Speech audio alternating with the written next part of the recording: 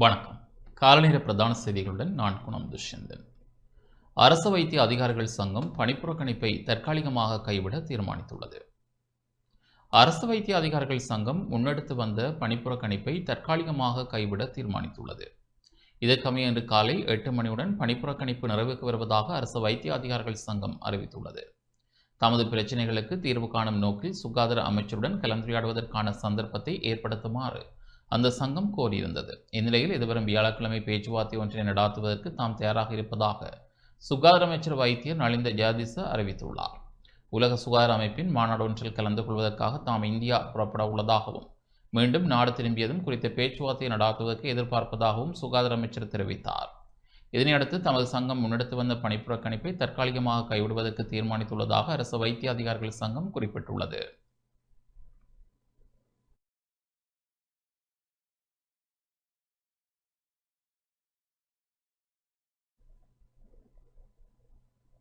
இலங்கை பெட்ரோலிய விநியோகஸ்தர் சங்கம் இன்று காலை அமைதி போராட்டத்தை முன்னெடுத்துள்ளது. பெட்ரோலிய கூட்டுத்தாபனத்தின் எரிபொருள் விநியோகஸ்தர்களுக்கு வழங்கப்படும் தரகப்பணம் மற்றும் லாப வீதம் குறைக்கப்பட்டமைக்கு எதிர்ப்பு தெரிவித்து இலங்கை பெட்ரோலிய விநியோகஸ்தர் சங்கம் இன்று காலை அமைதி போராட்டத்தை முன்னெடுத்துள்ளது. கொழும்பில் உள்ள இலங்கை பெட்ரோலிய கூட்டுத்தாபனத்தின் தலைமையகத்துக்கு முன்பாக இந்த எதிர்ப்பு நடவடிக்கை முன்னெடுக்கப்படுவதாக அந்த சங்கத்தின் நிறைவேற்ற குழு பணிப்பாளர் சாந்த சில்வா தெரிவித்துள்ளார்.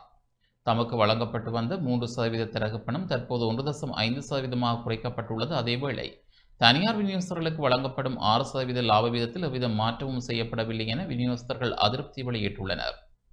மேலும் தற்போது நடைமுறையில் உள்ள QR குறியீடு மற்றும் வாகன இலக்கத்தகட்டின் இறுதி இலக்கத்தின் அடிப்படையிலான எரிபொருள் விநியோக முறையினால் நுகர்வோர் பெரும் சிரமங்களை எதிர்நோக்கி வருவதாகவும் அவர்கள் சுட்டிக்காட்டினார்.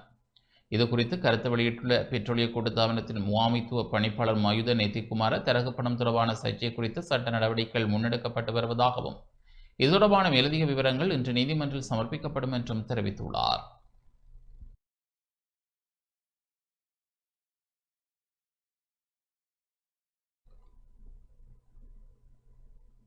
முல்லைத்தீவு பகுதியில் போதைப்பொருளுடன் கைது செய்யப்பட்ட முதியவருக்கு 3 வருட கடூழிய சிறை தண்டனை வழங்கப்பட்டுள்ளது. முல்லைத்தீவு பகுதியில் 973 மில்லிகிராம் போதைப்பொருளுடன் கைது செய்யப்பட்ட முதியவருக்கு கிளிநொச்சி மேல் நீதிமன்றினால் 3 வருட கடூழிய சிறை தண்டனை வழங்கி தீர்ப்பளிக்கப்பட்டுள்ளது. 3 லட்சம் ரூபாய் தண்டப்பணமும் விதிக்கப்பட்டுள்ளது. முல்லைத்தீவு பகுதியில் ஐஸ் போதைப்பொருளை வைத்திருந்தமை, அதனை விற்பனை செய்ய முற்பட்டமை போன்ற குற்றச்சாட்டுகள் தொடர்பில் சந்தேக நபர் ஒருவர் கைது செய்யப்பட்டு சான்று பொருட்களுடன் முல்லைத்தீவு மாவட்ட நீதிமன்றில் முன்னிலைப்படுத்தப்பட்டார்.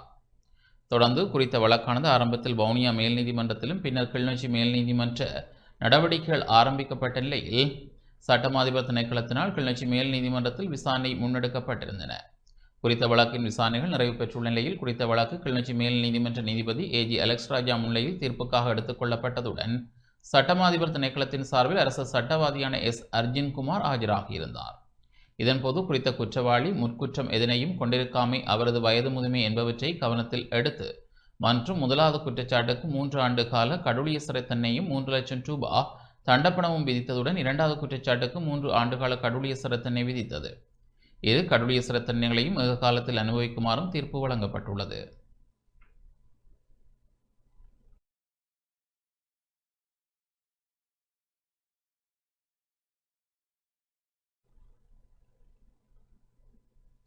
கொழும்பு மிட்சிச்சி ரோட்டரி கழகத்தினால் வவுனியா வைத்தியசாலைக்கு கண் சத்திர சிகிச்சை உபகரணங்கள் வழங்கி வைக்கப்பட்டுள்ளது.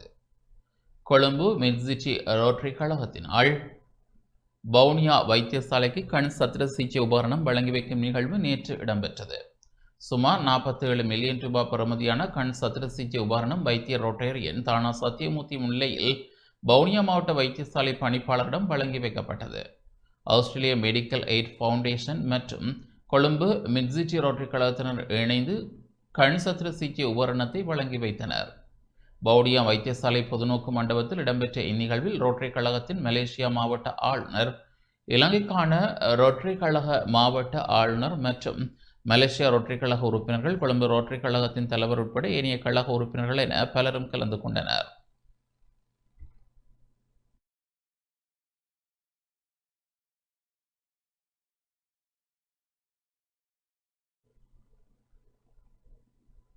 ஐம்பத்தைந்தாவது ஏப்ரல் வீரர்கள் ஞாபகார்த்த நிகழ்வு வவுனியாவில் இடம்பெற்றது.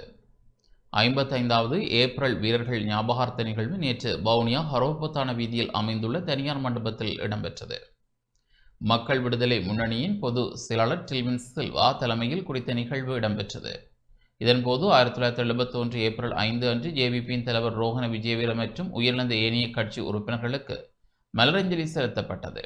இந்நிகழ்வில் கடற்றொழில் அமைச்சர் ராமலிங்கம் சந்திரசேகர், கூட்டுறவு பிரதி அமைச்சர் உபாலி சமரசிங்க, நாடாளுமன்ற உறுப்பினர்களான சேனா திலங்கநாதன், மானா ஜெகதீஸ்வரன், உள்ளூராட்சி சபை உறுப்பினர்கள், மக்கள் விடுதலை முன்னணியின் உறுப்பினர்கள், ஆதரவாளர்கள், பொதுமக்கள் என பலர் கலந்து கொண்டனர். மக்கள் விடுதலை முன்னணி என்பது ஆரம்பத்திலிருந்தே மக்களுக்கு துரோகம் செய்யாத, இனவாதம் இல்லாத கட்சி. இலங்கையில் இருக்கின்ற தோட்ட தொழிலாளர்கள் இலங்கையில் இருப்பதும் இந்தியாவுக்கு செல்வதும் அவர்களுடைய விருப்பின் கீழ் இடம்பெற வேண்டும் என நாங்கள் கூறுகின்றோம். அவர்கள் விருப்பின் கீழ் அவர்கள் இந்தியாவுக்கு செல்வார்களாக இருந்தால் அவர்களுக்கு தேவையான அனைத்து சலுகைகளும் செய்து அவர்களை மனிதர்களாக அனுப்ப வேண்டும் என்று எங்களுடைய கொள்கை பிரகடனம் சொல்லுகின்றது. நாங்கள் நீங்கள் யாருமே எதிர்பார்க்காத, உங்களுக்கும் எங்களுக்கும் யாருக்குமே தொடர்பில்லாத ஒரு யுத்தம் வந்து எங்களை வாட்டி வதைக்கின்றது. எங்களை மாத்திரமல்ல, இன்றைக்கு உலகத்தையே வாட்டி வதைக்கின்றது. அதனால் அந்த சவால்கரமான நிலைமைகளை நாங்கள் எதிர்கொண்டிருக்கின்றோம். இந்த சவால்களிலும் இருந்தும் கூட எமது நாட்டை மீட்டெடுப்பதற்கு, எமது மக்களை மீட்டெடுப்பதற்கு, மக்களுக்கு நல்வழி காட்டுவதற்கு எங்களுக்கு முன்னோடிகளாக, முன்னுதாரண புருஷர்களாக இருப்பவர்கள் வேறு யாருமல்ல, 71ஆம் ஆண்டு எங்களுடைய தோழர் தோழிகளாக. உயிர்த்த ஞாயிறு தின குண்டு தாக்குதல்கள் குறித்த உண்மை வெகு விரைவில் வெளிவரும் என மக்கள் விடுதலை முன்னணி அறிவித்துள்ளது.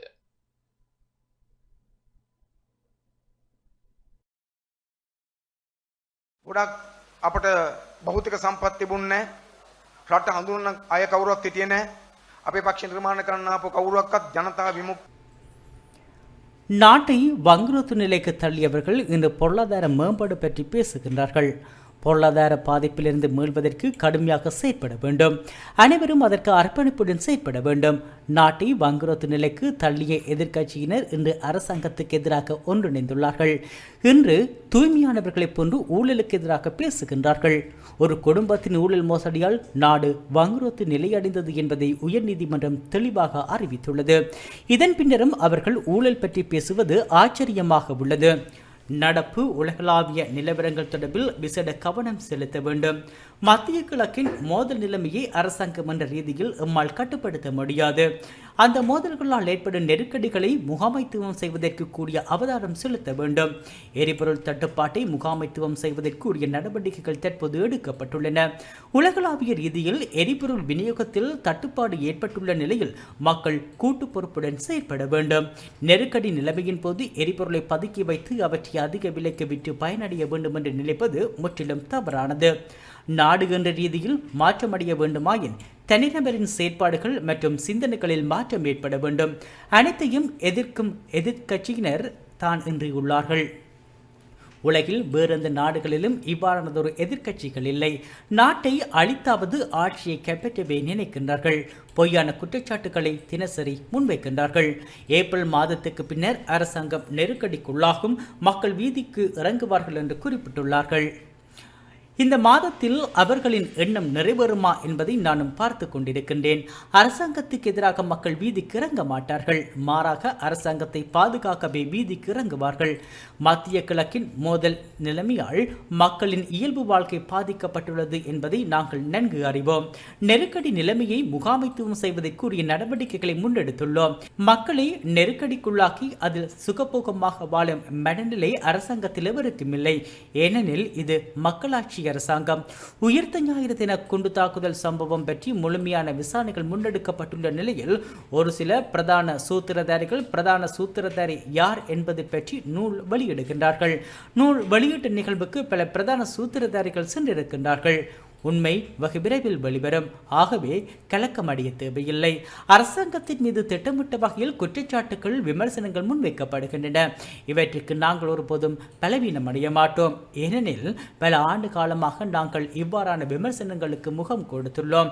ஆகவே விமர்சனங்களால் அரசாங்கத்தை எவராலும் வீழ்த்த முடியாது என்பதை தெளிவாக குறிப்பிட்டுக் கொள்கின்றேன்.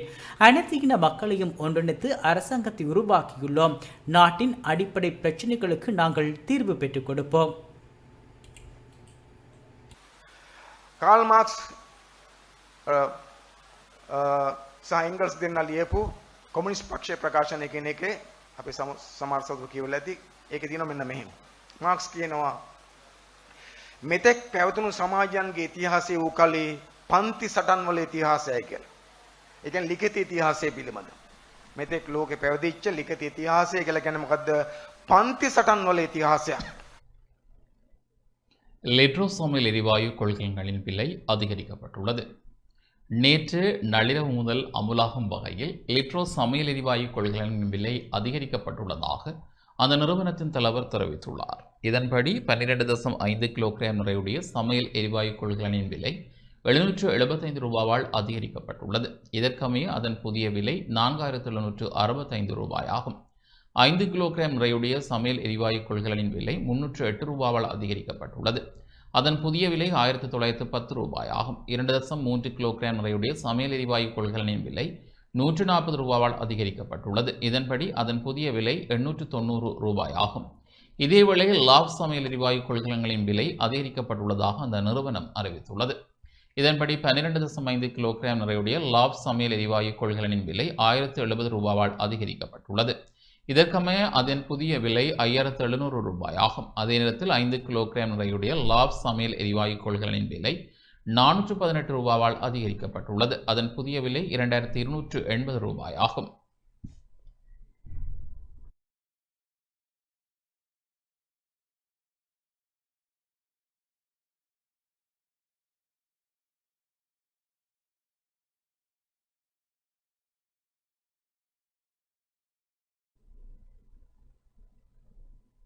நாட்டின் பல பகுதிகளில் இடம்பெற்ற காட்டு யானை தாக்குதல்களில் 4 உயிரிழந்துள்ளனர்.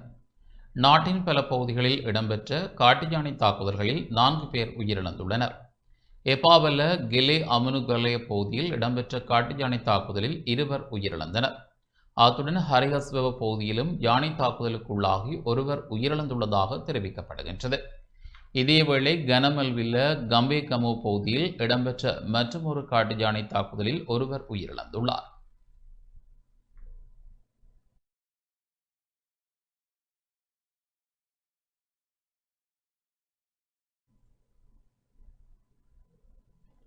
உயிர்த்தஞாறு தாக்குதல் இடம்பெற்று 7 ஆண்டுகள் நிறைவடைந்துள்ள போதிலும் பாதிக்கப்பட்டவர்களுக்கு இன்னும் நீதி வழங்கப்படவில்லை என எதிர்க்கட்சித் தலைவர் தெரிவித்துள்ளார். உயிர்த்தஞாறு தாக்குதல் இடம்பெற்று 7 ஆண்டுகள் நிறைவடைந்துள்ள போதிலும் பாதிக்கப்பட்டவர்களுக்கு இன்னும் நீதி வழங்கப்படவில்லை என எதிர்க்கட்சித் தலைவர் சயித் பிரேமதாச தெரிவித்துள்ளார்.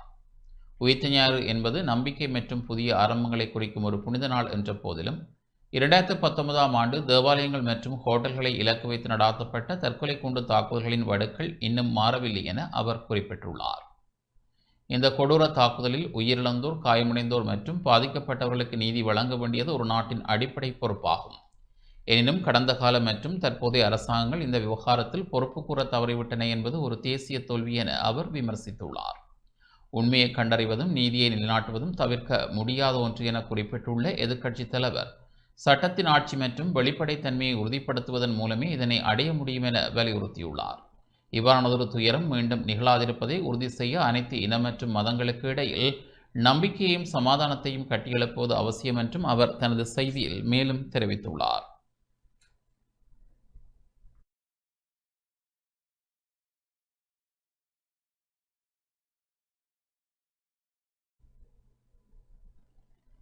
இலங்கைக்கு தேவையான சுத்திகரிக்கப்பட்ட எரிபொருளை வழங்குவதற்கு சீனா இணக்கம் தெரிவித்துள்ளது. இலங்கைக்கு தேவையான சுத்திகரிக்கப்பட்ட எரிபொருளை வழங்குவதற்கு சீன அரசாங்கம் இணக்கம் தெரிவித்துள்ளது.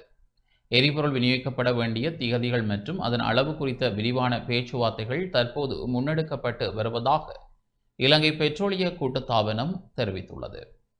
நாட்டின் தற்போதைய எரிபொருள் கையிருப்பு மற்றும் விநியோக நிலைமைகள் குறித்து கருத்து வெளியிட்ட பெட்ரோலிய கூட்டுத்தாபனத்தின் மேலாண் இயக்குனர் மயூத நெத்திகுமார இந்த தகவலை உறுதிப்படுத்தியுள்ளார். இதேவேளை ஏப்ரல் மாத நுகர்வுக்கு தேவையான எரிவாயு கையிருப்பு போதிய அளவு உள்ளதாக லிட்ரோ எரிவாயு நிறுவனம் அறிவித்துள்ளது.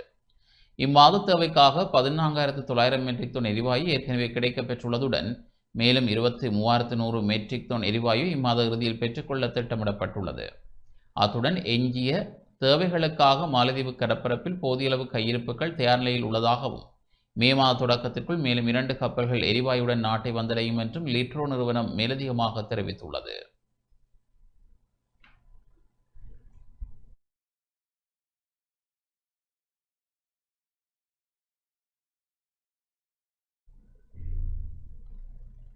மட்டக்களப்பு காத்தாங்குடி மத்திய கல்லூரி அதிபருக்கும் பழைய மாணவர்களுக்கும் இடையே சந்திப்பு இடம்பெற்றது. மட்டக்களப்பு காத்தாங்குடி மத்திய கல்லூரிக்கு புதிதாக நியமிக்கப்பட்டுள்ள அதிபர் ஷப்ரி மற்றும் உப அதிபர் பௌஷான் ஆகியோரை காத்தாங்குடி மத்திய கல்லூரி 1986 கல்வி பொத்தராதர சாதனைர வகுப்பு பழைய மாணவர் குழுமத்தினர் நேற்று சந்தித்து கலந்துரையாடினர். கடந்த காலங்களில் இக்குழுமத்தினால் உயர்தர பிரிவு மாணவர்களின் பரீட்சை பெறுபவர்களை மேம்படுத்துவதற்காக முன்னெடுக்கப்பட்ட காத்திரமான நடவடிக்கைகள் இதன் போது நினைவு கூறப்பட்டன. பாடசாலை நிர்வாகத்தினால் இவ்வேலை திட்டங்கள் பாராட்டப்பட்டன. இவ்வேலை திட்டங்களை தொடர முடியாமல் போனதற்கான காரணங்கள் குழுமத்தினால் தெளிவுபடுத்தப்பட்டன. மாணவர்களின் பெறுபவர்களை அதிகரிக்க அதிபர் மற்றும் ஆசிரியர்களால் பரிந்துரைக்கப்படும் ஆலோசனைகளை உள்வாங்கி சிறந்த வேலை திட்டங்களை முன்னெடுப்பது எனவும் தீர்மானிக்கப்பட்டது.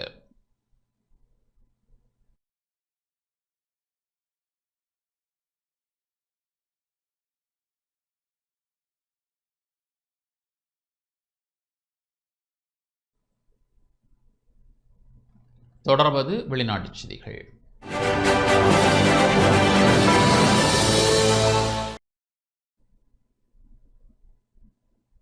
லெபனானின் ஜனா பகுதியில் இஸ்ரேல் நடாத்திய தாக்குதலில் 4 கொல்லப்பட்டுள்ளனர்.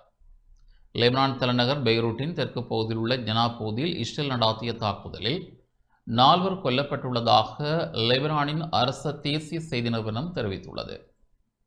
அந்நாட்டு சுகாதார அமைச்சை மேற்கோள் காட்டி வெளியாகியுள்ள தகவல்களின்படி இந்த தாக்குதலில் மேலும் 39 பேர் காயமடைந்துள்ளதாக குறிப்பிடப்படுகிறது. லெபனான் தலைநகரில் உள்ள ஹிஸ்புல்லா அமைப்பின் உட்கட்டமைப்புகளை இலக்கு வைத்து இந்த தாக்குதல்களை நடாத்தியதாக இஸ்ரேலிய இராணுவம் நேற்று காலை தெரிவித்தது.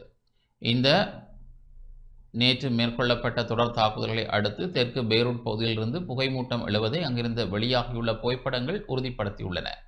இதற்கு முன்னதாக தெற்கு லெபனானில் ஹபர்ஹாட்டா பகுதியில் நடாத்தப்பட்ட தாக்குதல்களில் 7 பேர் கொல்லப்பட்டதாக அந்நாட்டு சுகாதார அமைச்சர் தெரிவித்திருந்தமை குறிப்பிடத்தக்கது.